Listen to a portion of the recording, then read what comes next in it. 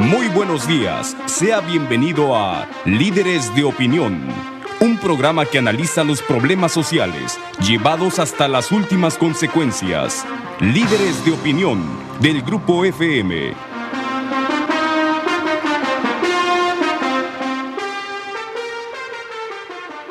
Hola, ¿qué tal? Buenos días, bienvenidos a su programa Líderes de Opinión. Soy su servidor Francisco Ávila Camberos, conduciendo esta mañana el programa y comentándoles además que tenemos a un invitado que ya es invitado frecuente porque es una persona que tiene mucha información sobre temas políticos, económicos, etcétera. Entonces, quiero decirles que le damos la bienvenida a este programa al contador público Mario Humberto Ortiz Otelo. Él es contador público por el Instituto Politécnico Nacional, tiene un posgrado en Derecho Tributario en el ITAM, pero además ha sido síndico del contribuyente durante 8 años. Le ha apasionado mucho el tema de las inversiones, el tema de los impuestos, el tema del rumbo que debe llevar un gobierno para ser eficiente, para cumplir con todos los compromisos que adquiere con la sociedad y además para contribuir de alguna forma notable en la búsqueda y desde luego en alcanzar el bien común. Entonces, primero que nada, le damos la bienvenida, Mario. Es un gusto que estés aquí otra vez. No, yo agradezco la oportunidad de dirigirnos a tan distinguido auditorio, agradeciendo también a la emisora Grupo FM de estar aquí con ustedes con mucho gusto, tratando de ver una luz en este túnel oscuro en que estamos inmersos. Mario, da la impresión de repente que estamos en la tormenta perfecta. Por un lado tenemos migrantes centroamericanos que están pues de alguna forma generando una preocupación y una tensión adicional.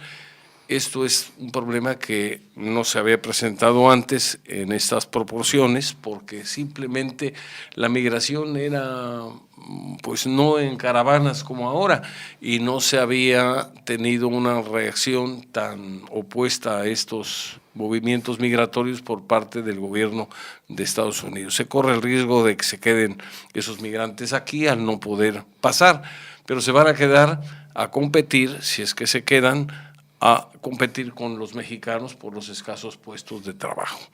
Esto, de alguna manera, ha generado que el presidente electo les haya ofrecido entregarles visas de trabajo, lo cual puede hacer, como ya está sucediendo, que más migrantes estén intentando llegar a México. Ese es un problema. Por otro lado, tenemos el otro problema que ha sembrado los mercados, que ha provocado una devaluación ya de la situación del aeropuerto.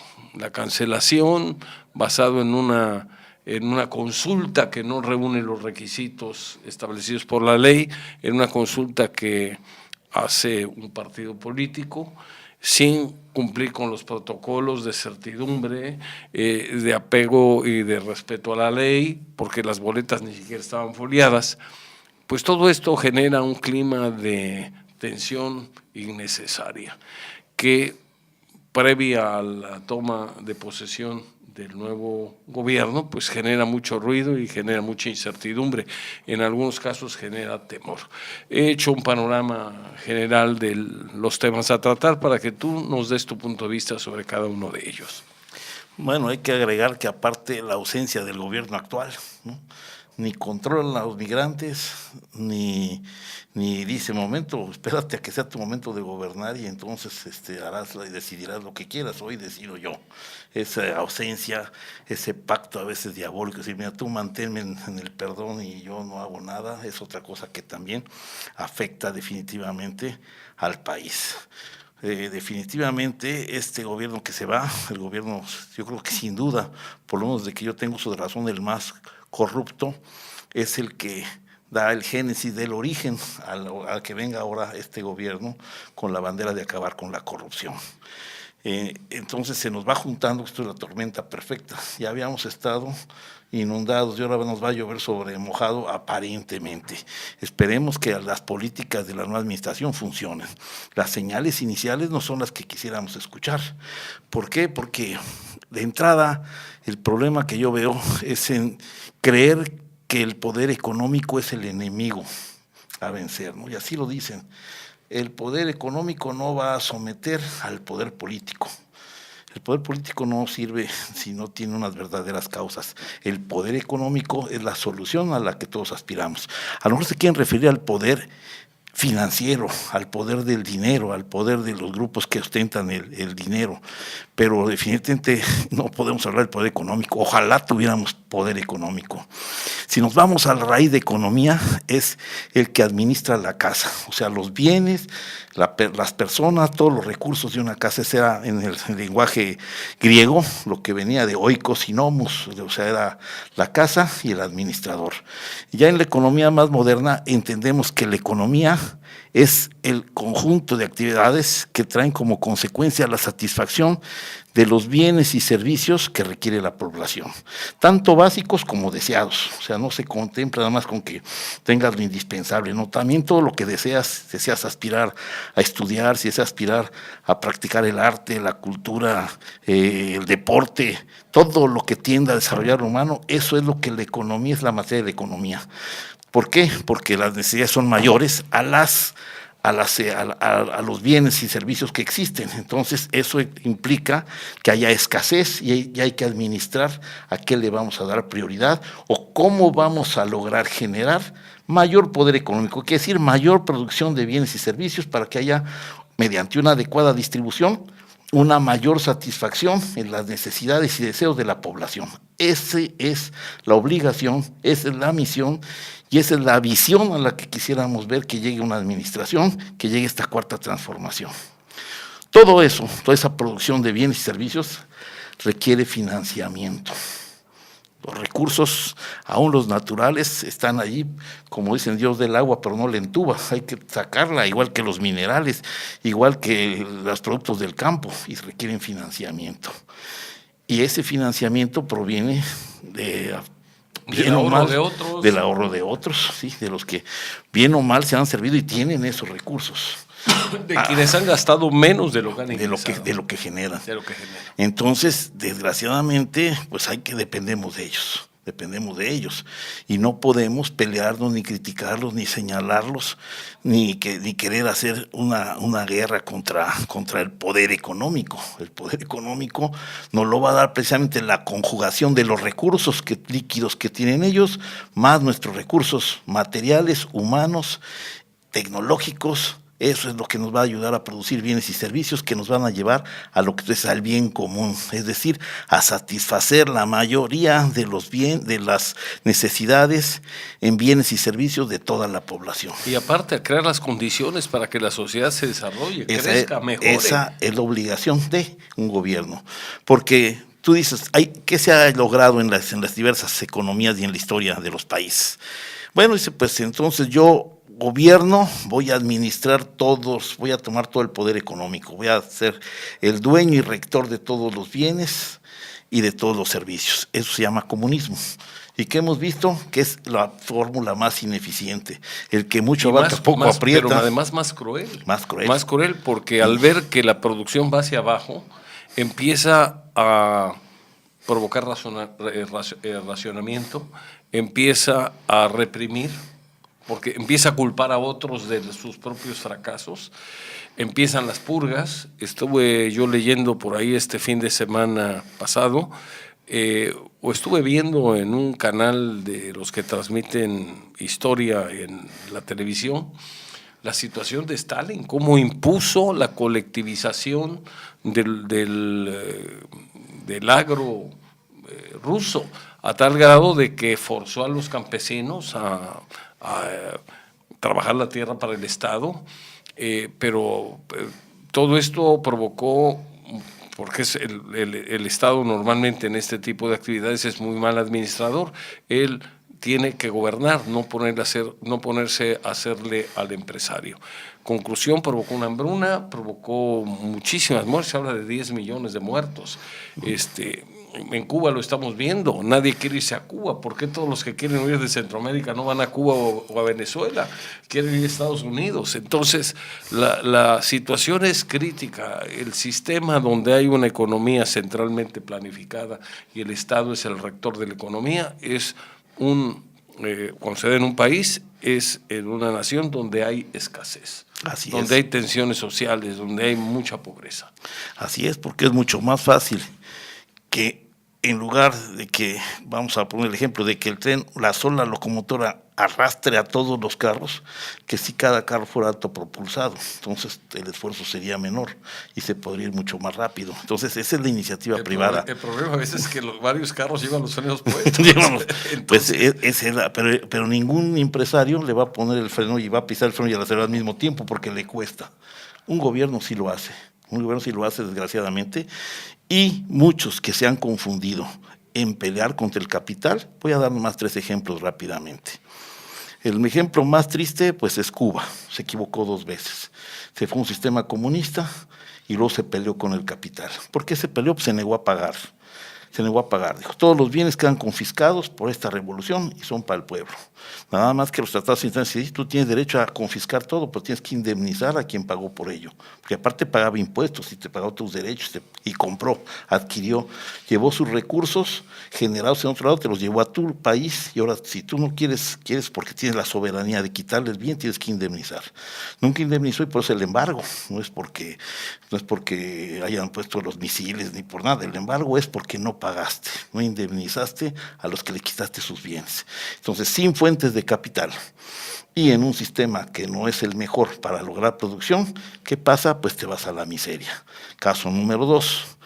Venezuela, lo mismo, se empieza a pelear con el capital, se tiene que ir las gentes que tienen capital, empieza a querer hacer todo lo que hacían la privada, los empresarios lo quiere hacer el Estado, le da el traste, sin volverse comunista, está inmerso en un sistema comunista donde la población no encuentra los bienes y servicios que necesita, no hay comida y tampoco hay fuentes de financiamiento para reactivar todo eso. ¿Por qué? Pues ya no hay confianza, ya te peleaste, ya dejaste de pagar. ¿Sí?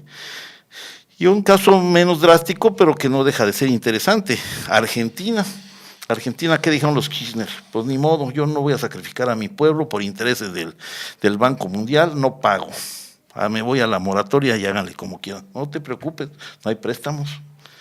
¿Y ahora qué pasa? Se van los Kirchner, dejan hundido al país, tiene que llegar el nuevo, renegociar y pagar, y ahora pues no alcanzan los recursos para pagar esa deuda que ahora se la están haciendo efectiva. Entonces, para bien o para mal, son las reglas del juego, son del mundo, no las pusimos nosotros, pero si queremos jugar tenemos que acatarlas, a menos que seamos completa y absolutamente autosuficientes, cosa que no ha logrado ningún país. Ni los Estados Unidos. Ni los Estados Unidos. Incluso aquí vamos a tocar otro tema, porque aquí, ¿cuál es el problema de todo esto? Más que un aeropuerto, más que todo, a mí me preocupan los modos que pueden pegarle a la confianza. Se emitieron 7.500 millones de dólares etiquetados, es decir, yo le dije al inversionista en un sistema de bursatilización, de colocación bursátil, es decir, bursátil que sea ante el público inversionista en general, ¿quién quiere invertir en estos bonos que son para construir el nuevo aeropuerto internacional de Ciudad de México? Voy a pagar una tasa de tanto, es una 20 o 30 años, según la emisión, y ¿quién le entra? Y muchos, aquí está mi dinero, confío en ti y meto mi dinero. Hoy esos bonos en las bolsas vale nada, casi son bonos basura, o sea, porque ya no existe el objeto para el que fueron creados, ¿no? O sea, tú apostaste, aquí va a haber un aeropuerto, ya no hay aeropuerto. ¿Con qué se garantizó el pago de esos? Con el TUA, que es la tarifa única aeroportuaria, ¿sí? Ese TUA que se siga percibiendo, se va a tener que seguir destinando a pagar esos 7.500 millones de dólares. Ya no hacer un aeropuerto, ahora se tiene que destinar a eso, o pagar los 7.500, a ver de dónde. Dice, no, pues hay que echarle mano a las reservas internacionales, otro craso error. Las reservas internacionales tienen un fin específico. Se puede decir que son depósitos del Banco de México, pero aquí doy el ejemplo de que si los invito a la casa de un servidor, a que vengan a jugar bingo, póker o lo que sea, y me entregan su dinerito de a veras, y yo les entrego fichas que tengo ahí. ¿Qué esperan ustedes? Que ese dinero que recibí yo de ustedes lo tenga ahí guardado, para que cuando alguien deje de jugar me devuelva las fichas y yo tenga el dinero para devolvérselo. Pero si ese dinero yo voy y le digo a mi mujer, ve y paga la tarjeta de crédito, vete al súper, préstale a mi hija para que inicie su negocio y todo eso, pues entonces eso van a ver los demás que mi reserva, que esa caja está usando el dinero, es decir, estoy usando lo que sería acá las reservas internacionales. Y no me dice, espérate, y entonces, ¿qué va a pasar cuando quieran? Ya no juego, dame mi dinero. Y si empieza a salir la fuga de dinero, pues entonces empiezan las devaluaciones. Y la devaluación empobrece por en general a todos. Ahorita especialmente a los más pobres, sí, porque ellos no tienen propiedades. Muchos dicen, sí, yo no gasto en dólares. No, yo ayer fui al súper y me encontré ya desde las televisiones de plasma, desde muchos alimentos que se importan, muchas cosas ya subieron de precio. No se diga más, la gasolina. La gasolina ha bajado más de un 10% a nivel internacional el precio de la gasolina. Aquí, ¿por qué no baja? Porque el tipo de cambio se está incrementando. Y porque tenemos un IEPS también, pagamos impuestos sí, sobre impuestos. Sí, también pero ese ya estaba. Ahorita en las variables baja el precio internacional de gasolina, pero sube el tipo de cambio, entonces me sigue tocando gasolina cara. Nunca le atinamos, ¿no? Vaya, esperemos que las cosas se puedan todavía enderezar. Todavía no entra el gobierno nuevo, pero ya está generando mucha tensión y mucho enfrentamiento. Vamos a una pausa y regresamos.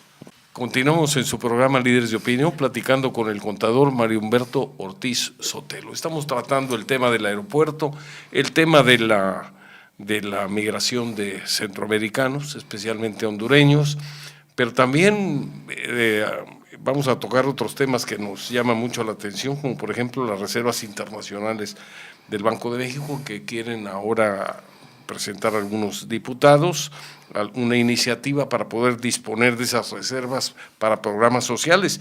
Y algo que me alarmó mucho es que acaban de anunciar también que van a proponer pues prácticamente revivir el ejido. Están hablando de recortar la superficie de la propiedad que una persona puede tener, pero de propiedad, refiriéndome al campo, lo cual es como regresar el reloj a lo mejor 50 años. Pero continuamos, Mario. Pues sí, aquí lo lamentable es que las señales que se mandan es que lo que yo saqué papel, emití papel para un fin y hoy ya no existe ese fin. O sea, lo correcto es que no me pagues a lo que vale el papel usátil. Tú incumpliste el contrato, no hiciste la obra, devuélveme mi dinero. ¿Sí? Y eso vamos por sin sanciones. Eso nos llevaría a devolver 7.500 millones de dólares. Algunos no se han ejercido, están en un fideicomiso. Bueno, pero aún así nos implicaría devolver dinero. Y a este respecto decía Ángel Gurría, el director, el presidente nacional del secretario nacional de la OCDE, de la Organización Mundial de Comercio, decía, antes de que se diera la posición oficial de Andrés Manuel, dijo, yo creo que va a imperar la prudencia. Si yo voy a medio río, me cuesta el mismo trabajo nadar al llegar al otro lado y gano el premio, que si me regreso y pierdo todo lo que invertí. Entonces, pues lo correcto es que me voy a seguir nadando. Me va a costar 100,000 millones terminar y me voy a perder 100,000 millones si me regreso. No fue así, porque yo siento que hay el encono de lo que se dijo, ¿no? No se va por miedo al poder económico, no se va a castigar México. No vamos a castigar a la población, cosa que no veo en que se esté castigando, ¿no? Comparto que para mí el proyecto Nuevo Aeropuerto Internacional de México es un proyecto lleno de corrupción, lleno de ineficiencia. Habrá que sanearlo, habrá que sancionar a quienes incurrieron en algún ilícito, claro. Pero tirar 120,000 millones de pesos a la basura me parece una aberración. Todavía hay alguien que dice, hay que demoler eso. Yo no sé cuánto valga demolerlo, pero va a costar un ojo de la cara.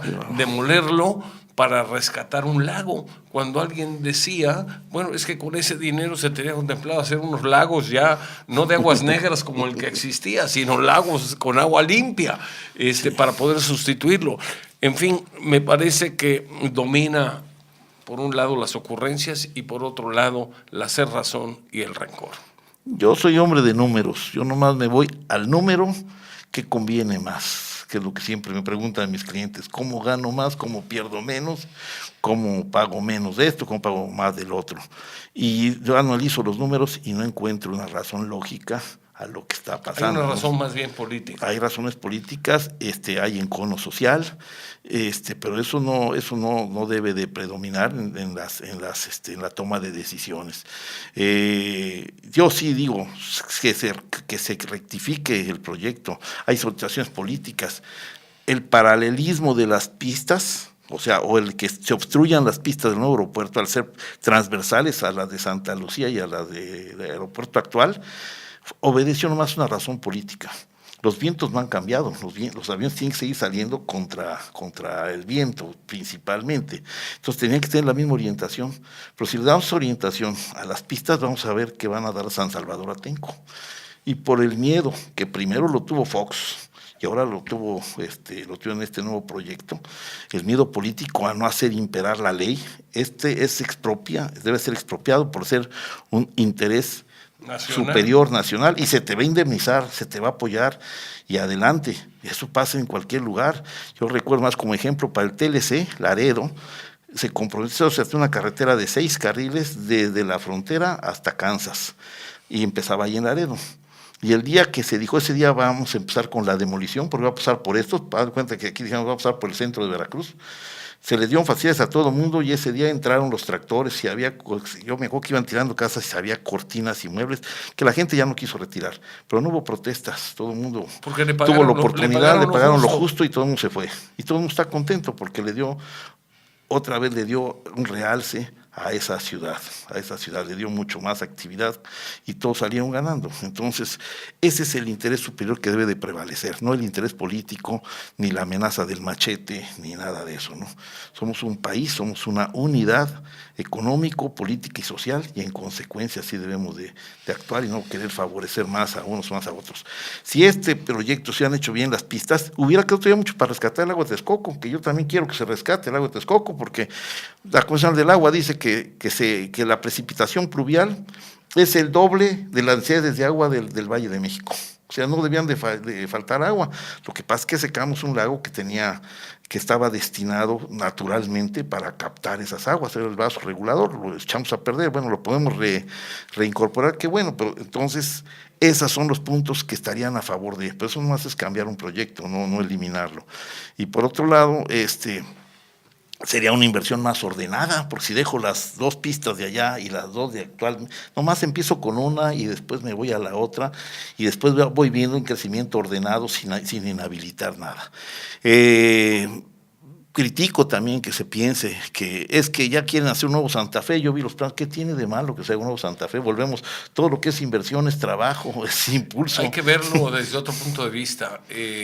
Alguien por ahí quiere que se dedique a otras actividades, no recuerdo ahorita, pero cuando alguien dice actividades que tienen que ver con la sociedad, con la comunidad, pues es muy ambiguo, y normalmente ese es un eufemismo que usan yo diría los políticos, para tratar de encubrir inclusive algunos negocios abajo del agua. Si ahí se llega a hacer un desarrollo en el aeropuerto viejo, mejor dicho en el actual, para ser más precisos, yo no le veo dónde está el problema si se paga los terrenos y las construcciones actuales a un precio justo, y se genera un desarrollo que puede generar muchísimos miles o varios miles de empleos. Entonces, y una derrama económica, impuestos, en fin, generaría un bienestar para una zona que está deprimida. Claro, te digo, todo lo que sea generación de bienes y servicios para favorecer a la población, como aquí pueden ser casas, habitación, canchas deportivas, teatros, todo eso, precisamente ese es lo que nos va a dar poder económico y va a solucionar las necesidades. Se hablaba también de un centro de convenciones. Lo que se quiera poner, que sea siempre que sea útil y productivo. Aquí vamos a analizar otro punto. ¿Hasta dónde es productivo el ferrocarril Maya, por ejemplo, ¿no? Para el cual no hay consulta. Para el cual no hay consulta. Y aquí en consulta, para mí, la opinión que debe prevalecer en todos nosotros es esta, porque es lo justo, es lo legal y es lo que es. Hoy ni es el encargado del Poder Ejecutivo, ni tampoco la consulta se apegó a la ley vigente. Como se dijo, teniendo la capacidad de cambiar la ley y hacerla incluso a su capricho, porque tienen mayoría, no lo hicieron. Entonces, al no cumplirse la ley, el acto es nulo completamente. Alguien decía que lo respaldaban los 30 y tantos millones de votos que Bueno, tuvo. eso sí lo va a respaldar, pero los votos te respaldan para que tomes tú decisiones apegadas a la ley. La votación es un voto de confianza hacia un político, en este caso Andrés Manuel, para que tome decisiones. Eso nadie lo duda. Pero tienen que ser decisiones basadas en la ley. Claro. No es una carta blanca para que haga lo que quiera o para que gobierne a base de ocurrencias. Él va a estar investido de todo el poder que goce el Ejecutivo una vez que tome protesta. Que por cierto, la protesta es cumplir y hacer cumplir la Constitución y las leyes que de ella emanen. Si no lo hiciera así, que la sociedad me lo demande, ¿no? Bueno, o sea, la protesta es: voy a hacer cumplir la ley, entonces no puedo iniciar incumpliendo la ley. Entonces, en disculpa de esto, como cuando queda libres muchas gentes porque no se siguió el debido proceso, para mí la consulta no vale nada, porque no se apegó a la ley, no llegó al 2%, no lo hizo el INE, fue por un partido político, no tiene nada de validez. Entonces, la decisión es única y exclusivamente del Ejecutivo. Es responsabilidad de él. Es responsabilidad de él. No se vale encubrirla en una consulta que no cumple los requisitos ni los tiempos. Entonces, es algo que, como se dice en un proceso, no se debe tomar en cuenta. El jurado no tomará en cuenta lo que se dijo porque no tiene validez, no fue obtenido mediante los causas legales. La decisión, y así lo va a juzgar la historia, será única y exclusivamente del Ejecutivo. Y así debe ser. Ojalá recapaciten, porque son 120 mil millones de pesos tirados a la basura. Sí. Ojalá. Vamos a ir a una pausa y continuamos. Continuamos en su programa Líderes de Opinión, platicando con el contador Mario Humberto Ortiz Sotelo. Estamos manejando dos temas importantes: la migración de centroamericanos y también la cancelación del aeropuerto, del nuevo aeropuerto de la Ciudad de México, que se construye actualmente en Texcoco. Mario, bueno, creo que hemos abundado de alguna manera suficiente en estos dos temas. No sé si tú tengas algo, porque veo que traes ahí unas estadísticas. Quiero mostrar, porque a mí números, lo que me preocupa es cómo vamos a pagar los incumplimientos del contrato, ¿sí?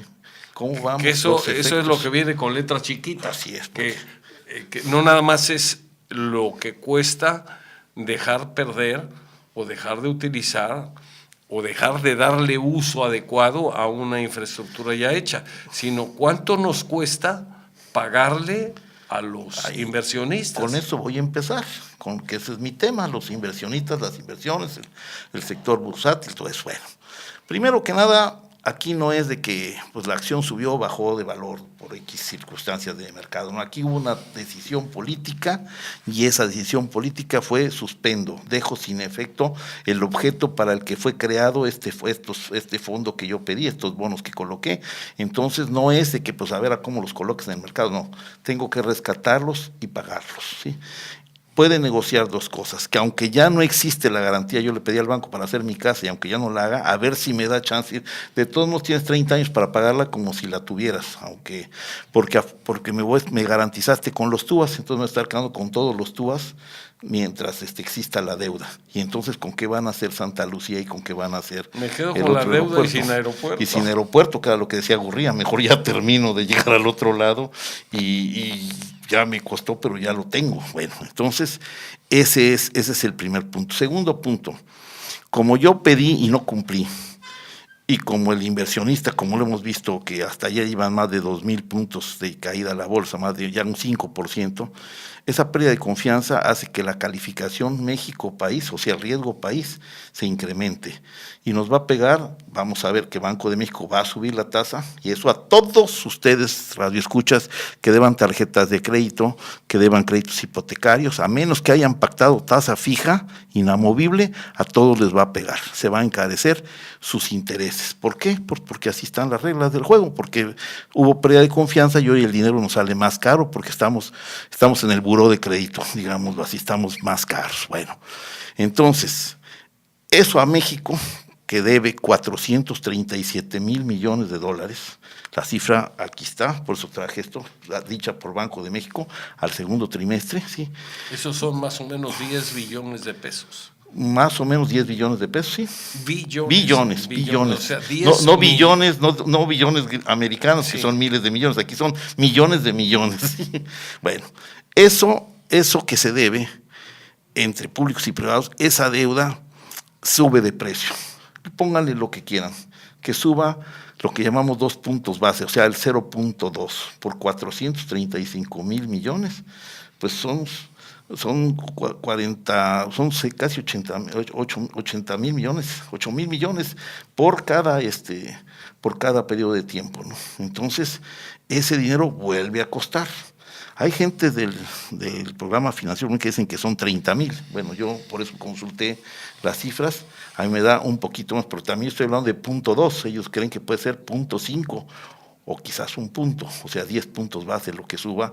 El punto base es 1/10 de 1 punto porcentual. Entonces, ¿cuánto nos va a costar en costo de dinero de aquí para allá? Y repito, no nomás al gobierno, a todo aquel que debe y paga intereses a los bancos, porque las tasas están referenciadas en base a la tasa. El Banco de México va a subir la tasa de 1/4 de punto a medio punto, ahora en noviembre. Y eso nos va a costar a todos, señores. Entonces, eso es lo preocupante. Bien, ahora, hubo un segundo problema. ¿Con qué vamos a financiar lo nuevo? Digamos, los nuevos proyectos del Tren Maya. ¿Con qué lo vamos a financiar? Son 127 mil millones de pesos, son más o menos, cuando se proyectó estaba el dólar a 19, en ese tiempo estaríamos hablando de 6.700 millones de dólares. Ahora, a lo que salgamos, ¿quién quiere papelitos? A ver a cómo los tenemos que dar, con qué premio, y a ver si hay quien le entre. ¿Sí? Pero además hay una cosa, Mario, vale esto más o menos, el Tren Maya vale la mitad del aeropuerto, para eso no hay consulta pública, y por otro lado el aeropuerto se calcula que puede manejar en este año entre 45 o 46 millones de pasajeros, tal vez 47. Una inversión altísima, entre 47 millones de usuarios o de pasajeros, pues obviamente se prorratea y va dando a través del TUA los recursos necesarios para pagar para abonar el capital y pagar intereses. Pero ¿qué pasa si en el famoso Tren Maya se mueve, y déjame exagerar, a lo mejor 1 millón, que se me hace mucho, 1 millón de pasajeros al año? ¿De dónde va a salir el dinero para pagar la inversión, para pagar el mantenimiento, para pagar que el ferrocarril esté en operación? Sí, el ferrocarril, para pagar una amortización de ese tamaño, para que amortice una deuda de ese tamaño a 30 años, tendría que tener un flujo de 11 mil pasajeros diarios pagando, tendría que ser más porque unos van a tener un tramo muy cortito, pero pagando $300, o sea, 300 por 11 mil es lo que necesitamos, ¿sí? O sea, 300 por 11 mil, estamos hablando ¿cuánto en pesos? En pesos, por 3 mil pesos que tuviera que, por 6 mil pesos que tuviera que pagar cada uno, son 6 por 3, 18, son 1.800.000, tiene que ser el flujo diario de ingreso, ¿sí? Y de ahí… Pero tienes que descontar costos de operación. Sí, bueno, estoy hablando de $1.800.000, estoy hablando que es como lo hice, porque la deuda va a ser en dólares, ¿sí? Entonces, de ahí hay que quitar costos de operación que quiero suponer que no lleguen al 40%, ¿sí? Y entonces, las cifras salen de números reales que yo hice aquí. No, yo creo que no es viable financieramente. Como debo decirlo, tampoco fue viable la ampliación del puerto de Veracruz, ¿no? Veracruz, LAPI hoy factura más o menos $120 millones. Deja de utilidad el 50%, quiero suponer que era como cuando estaba esto en coordinación de puertos y cuando hubo buenos tiempos, pero no sé ahora con la corrupción como ande, pero si anduviera en ese 50%, pues nos deja $60 millones. Para pagar 3 mil millones de deuda, apenas da para el 2% de intereses, no da. No es que la API no debe, no, la API no debe, pero lo debe el país. Por eso debe el país 437 mil millones, porque el país desde 1825, que entró Guadalupe Victoria a la presidencia y que nos volvimos República Mexicana fue para poder adquirir el primer empréstito de Francia. De ahí para acá nunca hemos podido bajar la deuda. ¿Por qué no se baja la deuda? Porque se tiene que emplear a veces en hospitales, en escuelas, en cuestiones que es infraestructura, pero que no genera recuperación de la inversión. Entonces se va quedando la deuda. Va creciendo como bola de nieve. Ahí va creciendo la bola. Eso hablando en términos de que se manejara todo con honradez, pero parte del dinero que se pide prestado se pierde en la corrupción, en los sótanos de la corrupción, y parte en la ineficiencia, porque creen algunos que cumplen con su labor creando empleos, pero creando empleos improductivos, empleos de burócratas que pues a veces algunos aportan y algunos ayudan a que la administración sea más eficiente y cumplen con su labor, pero algunos nada más van a ocupar un lugar atrás de un escritorio sin hacer nada y aparte, que es lo más triste, estorbando para lograr un desarrollo del país, inventando trabas, inventando procedimientos, inventando trámites innecesarios que nada más quitan tiempo. Dicen que cuando algo no agrega valor, lo único que hace es agregar costo. Así es correcta esa aseveración. Entonces, aquí vemos, si vamos a seguir haciendo obras, aún con consulta, vamos a poner que se consulte el Tren Maya, pero sin estudios de viabilidad financiera, pues vamos a seguir teniendo obras que van a endeudarnos más y no van a generar para pagar. Quiero ver el caso del Chihuahua al Pacífico. Ese ferrocarril se empezó en 1917, 1900, ahí por los tiempos de la Revolución, se interrumpió por la Revolución, se acabó en el 61. Yo tenía 5 años, mi papá era ferrocarrilero. Presidente López Mateos. Ya estaba López Mateos, mi papá era ferrocarrilero y me tocó ir a uno de los viajes inaugurales, ¿no?, de ese ferrocarril. Bellísimos los paisajes, costó un dineral, el costo se difirió entre casi 50 años que duró su construcción, 40 años, pero finalmente hoy quien lo opera ya lo encontró hecho, ya nomás le toca dar mantenimiento, y aún así, ¿cuántas gentes usan ese ferrocarril? Promedio diario, 200.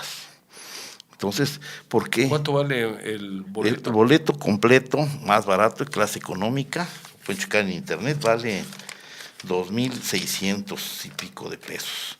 Si lo toman 2,900, 3,000 pesos, y en clase turista 3,734.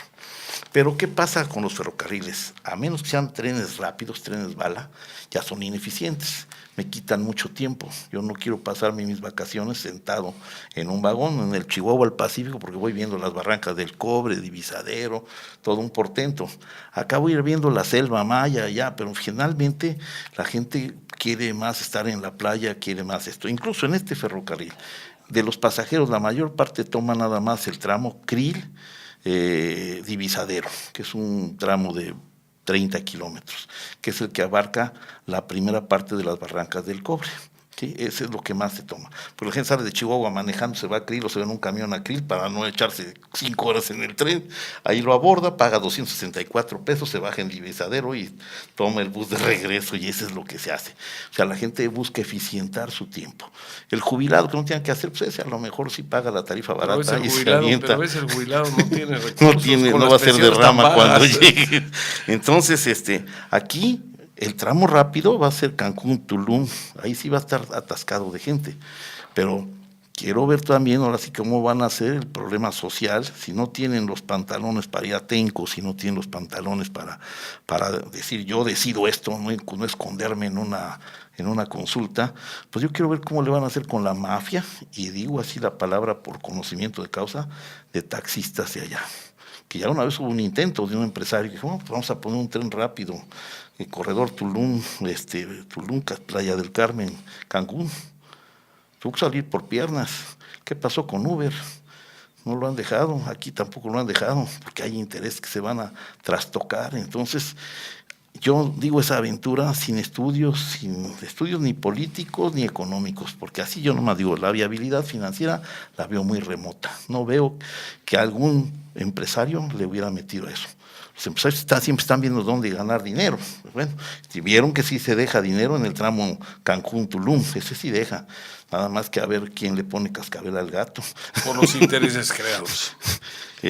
Bueno, esperemos que el presidente electo, cuando tome posesión, pues de alguna forma reflexione más sus decisiones. Ojalá el equipo de asesores que seguramente llevará le ayuden para instrumentar acciones, planes, etcétera, que ayuden, valga la redundancia, que el país salga adelante y no a terminarlo de hundir. Vamos a una pausa. Continuamos en su programa Líderes de Opinión, platicando con el contador Mario Humberto Ortiz Sotelo. Mario, el panorama del aeropuerto, del tren, pues es preocupante porque de alguna manera nos estamos jugando nuestro futuro con inversiones tan grandes. Si no son bien manejadas, pues es dinero que no va a poner el gobierno de su bolsa. Si se pierde, lo vamos a tener que pagar los ciudadanos, aunque las decisiones, buenas o malas, las tome el gobierno. Pero hay otra cosa que me preocupa y quisiera que en el último bloque lo platicáramos rápidamente. Se habla de una propuesta de un diputado del PT donde quiere que las reservas del Banco de México se utilicen para programas sociales, lo cual me parece una aberración. Los programas sociales no son otra cosa más que dádivas, más que regalos de dinero para tener a la gente contenta. Y ese dinero tiene que salir de alguna forma, tiene que salir de algún lado. ¿De dónde sale normalmente? De los impuestos que pagamos los que sí producimos. Y aquí creo que esto sería catastrófico. Es catastrófico porque implica dos cosas, no nomás implica ganar pesos, sino después convertirlo a dólares. Ese es el problema. Definitivamente esta discusión una vez la tuve con aquel diputado Eduardo Andrade, que para variar pues, tampoco estaba en el mejor de los estados. Incluso fue apoyado por Fidel Herrera, que fue en el radio, en una estación de radio, donde se le pedía a Fox que usara las reservas internacionales para combatir la pobreza, etcétera. Y en ese tiempo las reservas andaban en 20 y tantos mil millones de dólares. Sí. Nos preguntaron, y hoy vuelvo a decir lo mismo, las reservas son reservas que garantizan la estabilidad del peso mexicano. Por eso las maneja Banco de México, por eso Banco de México es independiente, por eso Banco de México, si mantiene esa independencia, nunca va a permitir hacer esto. ¿Son suficientes? Bueno, ocurría en un lapsus para mí de inexactitud, dijo que México tiene, con sus reservas tan altas, capacidad de pagar la deuda de un solo golpe, esa cosa que no va a pasar porque está pactada a 30 años, sí. No alcanza. Debemos 435 mil millones y tenemos 173 mil. ¿Sí? ¿Que han salido de dónde? Bueno, han salido de que la actividad económica internacional, que es la que genera divisas, creció un 10%. Hay una cosa que quiero rápidamente consultarte. Parece ser que cuando salió Calderón, eran las reservas casi lo mismo, si no es que un poco más altas. ¿Sí que hemos perdido dinero? Sí, no, yo tengo registrados, cuando él deja la presidencia el 1 de diciembre, 170 y tantos mil millones. Las mismas que están ahorita. Sin embargo, la oficial que traigo aquí de Banco de México es de 163 mil. O sea que bajaron. No, subieron 10 mil millones, pero subieron en los últimos meses. ¿Gracias a qué? A que tuvimos, con excepción de 3 meses, tuvimos una balanza comercial muy positiva. Sí, estuvo muy mal. Porque además nos están ayudando mucho los dólares que vienen de los paisanos en Estados Unidos. Así es, tenemos 3 componentes que nos dan flujo, que son la balanza comercial, cuando logramos que las exportaciones superen a las importaciones, cosa que hoy está un poco en riesgo con el nuevo tratado. ¿Sí? Segunda, las remesas, que son las transferencias, pueden llegar por 2 colados, por los connacionales que mandan dinero para acá o por el turismo que viene y trae dinero para gastar acá. Por la inversión extranjera directa, que son los que vienen a poner plantas y a hacer inversiones y a hacer aeropuertos y a hacer electricidad, o por la inversión extranjera en capitales, los que nomás compran los bonos, compran CETES, compran lo que sea. Eso es lo que nos trae dinero, ¿no? De ahí, pues hay que pagar las importaciones, hay que pagar el servicio de la deuda, que son los intereses y las amortizaciones de capital, hay que pagar lo que se llevan o nos llevamos los mexicanos cuando nos vamos al extranjero, y hay que pagar las transferencias a las entidades internacionales como la ONU, entonces cuotas, pago al servicio diplomático, etcétera, etcétera. De ahí de todo esto sale la balanza de pagos. O sea, una es la balanza comercial, es cuánto te queda de importar y exportar, y luego viene la balanza de pagos, donde entran todos estos componentes, y al final, si es más lo que recibimos, sube la reserva internacional, si es más lo que gastamos, pues baja la reserva internacional. Entonces, si ahorita el inversionista se fastidia, dice no me gusta y empieza a vender sus posiciones en pesos y las cambia a dólares, pues entonces esas transferencias se van a revertir y van a empezar a bajar las reservas. No alcanzan, como digo, para pagar la deuda, entonces no se deben de tocar. Si sobrara, yo sí diría, bueno, pues ahí hay 20,000 o 30,000 que sobran, sí se les puede dar otro fin como préstamo, o sea, que Banco de México lo preste al gobierno federal, y así sí sería, porque estoy excedido, tengo un superávit de divisas, no lo tengo, entonces cualquier movimiento en sentido es peligroso. Entonces, gracias a que hoy se tienen reservas, vemos que los tipos de cambio se pueden mantener mucho mejor que antes cuando teníamos reservas. La deuda, si vemos a López Portillo, nuestra deuda contra el Producto Interno Bruto fue más del 100%, igual que con de la Madrid, ¿sí? Hoy la deuda anda en niveles del 46%. De hecho, lo que trae Banco de México habla del 30 y tantos %, pero falta la deuda interna. Falta la interna. Sí, con todo y todo llegamos al 46%. En la interna, pero antes de pura deuda externa teníamos más de 100% con López Portillo del Producto Interno Bruto. Hoy tenemos un Producto Interno Bruto que ronda los 1,200 billones de dólares, o sea, 1.2 billones mexicanos, o sea, que es muchísimo dinero, y que eso, pues, nos permite que la deuda se vea pequeña en relación. Aunque ha crecido la deuda, pero en proporción del PIB, a lo que somos capaces de producir más bienes, ha disminuido el porcentaje. Disminuye el porcentaje. De hecho, ya llevamos muchos años que nos hemos rondado más o menos al mismo nivel, deuda hacia Producto Interno Bruto. Mario, otra pregunta que me tranquiliza. Un diputado ha propuesto que la propiedad agraria se reduzca. Esto me recuerda a un caso crítico donde el gobierno inglés obligó a los irlandeses a dividir la propiedad. Los ingleses tenían por costumbre, o tienen, no lo sé si siga, de heredar la tierra al primogénito. En cambio, los irlandeses lo obligaban a dividir la tierra entre todos los hijos, es decir, todos fueran coherederos de la propiedad.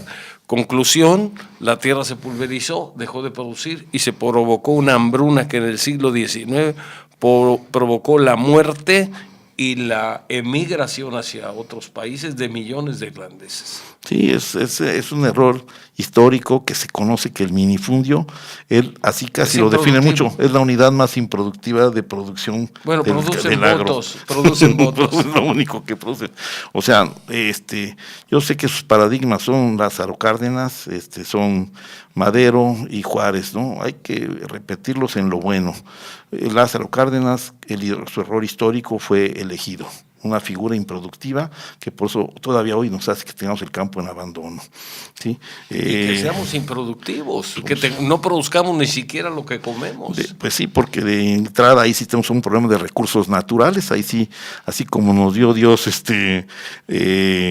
petróleo, como nos dio una zona tropical con buen clima, no nos dio ríos mansos, y entonces no tenemos granos.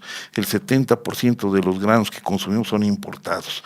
Hay un tema importantísimo que por ahí leí hace 40 años y decía, cosa curiosa, México que hizo reforma agraria tiene que importar los alimentos que necesita. En cambio, pero los importa de países que no hicieron reforma agraria: Canadá, Australia, Estados Unidos y Argentina. Porque esos países precisamente impera lo que antes llamamos aquí el latifundio. Si nosotros vemos, tú para ser productivo necesitas recursos naturales, o sea, pues, si en el desierto estaba difícil ser agricultor, ¿no? Entonces necesitas tener buena tierra fértil y agua por lo menos, necesitas tener una mano de obra capacitada, o sea, ligar ahí la mano de obra con la tecnología, y necesitas tener los recursos financieros para hacerlo eso. Pero en la tecnología, ¿qué pasa? Hoy la tecnología se ha vuelto en el campo de volúmenes. Hoy busca volúmenes de producción, ya sea encerrar la producción en los famosos invernaderos, ¿sí?, donde vas a tener en poco espacio, con una fuerte inversión, mucha producción, o en los espacios grandes. ¿Por qué Estados Unidos puede sacar el grano más barato que nosotros? Porque hay que ver nomás las extensiones de tierra que siembra. todo el Valle del Mississippi, que riega una superficie de más de 1 millón de kilómetros cuadrados, está regado por las afluentes del Mississippi, son terrenos planos, y porque puede meter unos megatractores, uno y otro, que van arando. Aquí, si yo tengo una piedra pequeña, no me da ni para amortizar el tractor. Entonces, si ni no, para rentar la ni yuca. para rentar. Entonces, ¿cómo le voy a hacer para ser productivo? No me va a dar, y luego lo poco que voy a producir, que cuando no tengo esta tecnología voy a producir, si me voy al tradicional maíz, si bien me va a 4 toneladas por hectárea, pues la verdad que lo revidemos 4 toneladas por hectárea, si tengo 10 hectáreas van a ser 40 toneladas a 2,000 y pico de pesos, 3,000, no me va a dar para vivir. Comer. Entonces, desgraciadamente, el campo se tiene que organizar en propiedades muy grandes. Por eso se hizo la reforma al 27 constitucional, fue revertir esos ejidos que no, Salinas. De Salinas, sí, lo poco bueno, todos hacen cosas buenas y cosas malas. Y ahí quiero concluir con esto. Dentro del esquema hay esfuerzos, yo no digo que sea malintencionado, simplemente pido, y a lo mejor debo exigir como ciudadano, en compañía de ustedes, que se estudien más las cosas, que se decida en base a esquemas de viabilidad financiera, ¿sí? que se hagan alianzas con el capital para que tengamos verdaderamente el poder económico del Estado, de la población, en manos de la población. Eso es lo que tenemos que buscar. Hay que ver, por ejemplo, cosas que pudieran ser rentables, aunque no dejan de ser un poco discriminatorias, la política fiscal en las fronteras. Vamos a ver si pega, pero al tener una tasa de impuesto sobre la renta del 20% y ampliar la zona fronteriza, pudiera darse el caso que viniera inversión extranjera a ponerse ahí, pero otra vez estamos dependiendo de inversión extranjera, porque por eso se baja. Y además van a estar compitiendo esas empresas de manera, yo diría, hasta de manera injusta, contra las empresas que están aquí, en el centro del país o en el sureste, con un diferencial de impuestos sobre la renta enorme, con un diferencial de impuesto al valor agregado toda a la mitad, sí, iba a la mitad. Con un precio de la gasolina también diferenciado. Entonces, no somos dos países. Vamos a tenernos que ir a establecer en la frontera. A establecer en la frontera. Pues eso es lo que no está bien, pero finalmente es el plan de gobierno. Ojalá a ver si no nos desprecian y nomás nos llenamos de mano de obra hondureña ahí, quitándole la oportunidad a los mexicanos. Y otra vez sería, el único que va a venir a apostarle a una mano de obra barata, que eso es donde el verdadero pecado de todas las administraciones desde 1980 hasta la fecha, y quizás el único, con 2 casos a lo mejor aislados, ha sido, todos han empobrecido el salario mínimo. El salario mínimo, usando los índices del INEGI, o antes de Banco de México, de 1980 a la fecha nos lleva que debía ser 270 pesos. Mira, estamos a la tercera parte. Nada más una reflexión sobre un tema que me tocó revisar hace unos días. En el año, parece que era en el año 68, el salario mínimo era de 25 pesos diarios. En esa época, con ese salario, comprabas, déjame recordar, porque vi por ahí las tablas de la gasolina, creo que comprabas 8 o 10 litros de gasolina con un salario mínimo. ¿No? O incluso más. Incluso más, a ver, déjame ver, 68, había gasolina de 85 centavos. Si era de 25 pesos el salario mínimo, podías comprar 30 litros de gasolina. Ahorita con un salario mínimo actual, si bien te va, puedes comprar 4 litros o 4 litros y medio. Para que nos demos una idea de lo que ha perdido de poder adquisitivo. La segunda, si tú aplicas a esos 270 pesos por dos salarios mínimos, una persona que gane 540 pesos. Le aplicas el impuesto y se lo aplicas al que ganaba salarios mínimos en el 80, aquella persona pagaba 1.6% de impuesto, esta persona paga ahora 13 o 14% de impuesto. Entonces son los mismos pesos a valor actual, con una carga impositiva mucho más fuerte, 10 veces mayor. ¿Sí? Y entre gane menos la gente, más, curiosamente, el que gana más, esta comparación ha crecido, pero menos que con los que ganan menos. Esos son los estudios que yo me ofrecí y se los he llevado a la Cámara, a nuestros diputados, han impulsado que se estudien. La respuesta no ha sido satisfactoria, me dijo, no vamos a mover el esquema fiscal actual. Eso no fue compromiso de campaña, no se va a mover. Hay eventos como dentro de 2 o 3 años. Son cosas que para mí sí serían y muy importantes en esta cuarta transformación que se pretende que se corrigieran. Hay que subir aunque fuera paulatinamente. Hay que subir el salario, no hay duda, pero también hay que mejorar la productividad, porque si subimos el salario y no mejora la productividad, pues lo único que va a hacer es subir la inflación. Hoy tenemos una disyuntiva con el nuevo tratado. Dice, ¿subes tus salarios o te cobro más impuestos? Porque no quiere Estados Unidos que el atractivo de México sea por mano de obra barata. Es el único atractivo que tenemos. Tenemos la luz más cara. Entonces, si quieres pagar barato, paga barato, pero a mí me vas a pagar 5% de las importaciones de México que se hagan con salarios baratos. 2.5. Hasta 5, depende del producto, hasta 5. Entonces, Mario, ese es lo triste del panorama, ¿no? Ojalá deseamos que el gobierno entrante, que debe tener gente preparada, algunos, pues los tome en cuenta. Tome en cuenta a aquellos que razonan, aquellos que tienen experiencia cómo manejar situaciones complicadas, y no se vayan los nuevos funcionarios por las ocurrencias. Ojalá. Así es, que haya apertura, que no haya tanto centralismo, porque eso fue lo que también hundió al país, tener un presidencialismo rotundo. Debe respetarse, tiene muy buen equipo. Yo tuve la oportunidad de convivir y me parecieron gentes válidas, incluso el ingeniero Jiménez Espriu, don Carlos Ursúa, Rocío Nale, Torruco, en fin, hay gentes que se ve, y tuve la experiencia y la ilusión de que iba a haber una buena, lo comenté contigo, que había buenos vientos, sí. Ahorita, desgraciadamente, esto que está sucediendo, pues no es lo que yo esperaba, lo que no esperaba mucha gente. Ojalá se corrija el rumbo y ojalá las otras propuestas salgan enriquecidas. No debemos ser tan ocurrentes, hay que irnos más al estudio profundo de lo que conviene y de lo que no conviene. Los recursos son escasos, esa es la economía. Los recursos son escasos y por eso hay que administrarlos bien. Hay que luchar contra la corrupción, en lo cual coincidimos, pero 100%. también hay que luchar contra la ineficiencia, contra la improvisación y contra las ocurrencias. Y ya nomás terminando, todo este problema fue por la corrupción, que definitivamente no la dudo, no la conozco, pero no la dudo que haya habido en el nuevo aeropuerto. Pero finalmente no se vale entonces el perdón, porque va a costar mucho dinero. Vamos sobre los que actuaron mal, ¿sí? Eso es lo que se debe de hacer, no querer deshacerles el negocio. Ahora, el negocio se puede deshacer porque el negocio finalmente se puede empezar contratos, hacer mil cosas. Al deshacérselo, sin sancionarlos a quienes intervinieron posiblemente y cometieron algún acto de corrupción, pues significa al final crearle un daño colateral enorme al país, porque el que se queda con la deuda es México. Si tú te equivocaste, ya te quité la posibilidad de que ganes, pero yo voy a pagar los platos rotos. No es justo, ¿no? Claro. Mario, muchas gracias. Ha sido muy completa, muy interesante tu plática, los temas que tocaste.